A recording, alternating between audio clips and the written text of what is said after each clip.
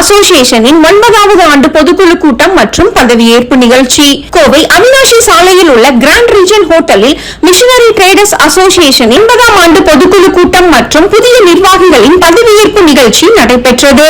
நிகழ்ச்சிக்கு சிறப்பு விருந்தினராக லயன்ஸ் கிளப்பின் முன்னாள் சர்வதேச இயக்குனர் KG ராமகிருஷ்ணமூர்த்தி கலந்து கொண்டார். சிறப்பு அழைப்பாளர்களாக முன்னாள் தலைவர் நடராஜன், தமிழ்நாடு முஸ்லிம் முன்னேற்ற கழகத்தின் கோவை மாவட்ட தலைவர் சர்புதீன் ஆகியோர் கலந்து கொண்டனர். 2024 மற்றும் 2027 ஆண்டின் மிஷனரி டிரேடர்ஸ் அசோசியேஷனின் புதிய தலைவராக ட்ரோல் ஒய்டாக் அவர்கள், சிறப்பு விருந்தினர் KG ராமகிருஷ்ணமூர்த்தி அவர்கள் பதவி பிரமாணம் செய்து வைத்தார்.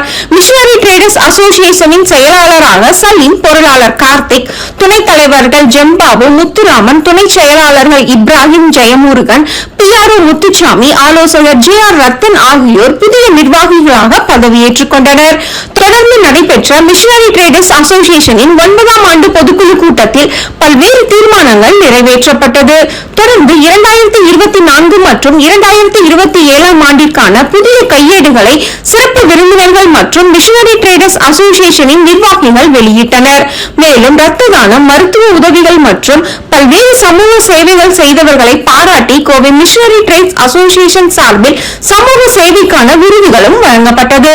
இதில் சிறந்த சமூக சேவைக்கான விருது தமிழ்நாடு முஸ்லிம் முன்னேற்ற கழகம் கோவை மத்திய மாவட்டத்தின் நிர்வாகத்திற்கு வழங்கப்பட்டது. இதில் சங்கத்தின் உறுப்பினர்கள் 200க்கும் மேற்பட்டோர் கலந்து கொண்டு நிகழ்ச்சியை சிறப்பித்தனர். மாலை சுமார் 7 மணி அளவில் கோவை மிஷனரி டிரேடர்ஸ் அசோசியேஷன் சார்பாக அந்த இயக்கத்தினுடைய புதிய தலைவராக ஃபெரோஸ் டாக் அவர்களுடைய பதவியேற்பு விழாவில் கலந்து கொண்டமைக்கு நான் பெருமைப்படுகிறேன். இதில் உள்ள அங்கத்தினர்கள் அனைவரும் ஒருவரும் ஒற்றுமையாக இருந்து மக்களுக்கு பணியாற்றுவதிலும் அவர்களுடைய தொழிற்சாலைகளுக்கு இயந்திரங்களை அவர்களுக்கு கொடுத்து அந்த இயந்திரங்கள் பழுதில்லாமல் கடைசி வரை செயல்படவும் அவர்கள் ஒத்துழைத்து கொடுத்து கொண்டிருப்பதை கண்டு நான் பெருமைப்படுகிறேன். அவர்கள் ஒவ்வொருவரும் ஒற்றுமையாக செயல்படுவதையும் கண்டு நான் பாராட்டுகிறேன். உடனடி முன்னாள் தலைவர் அன்பிற்குரிய நடராஜன் அவர்களும் அற்புதமாக பணியாற்றி இன்றைக்கு ஓய்வு பெற்றிருக்கின்றார்கள். புதிதாக வரவிருக்கின்ற தலைவர் ஃபெரோஸ் டாக் அவர்கள் சுமார் 40 ஆண்டு காலமாக சமுதாய பணிகளை இணைத்து கொண்டு பொருளையும் ஈட்டி வருகிறார்கள்.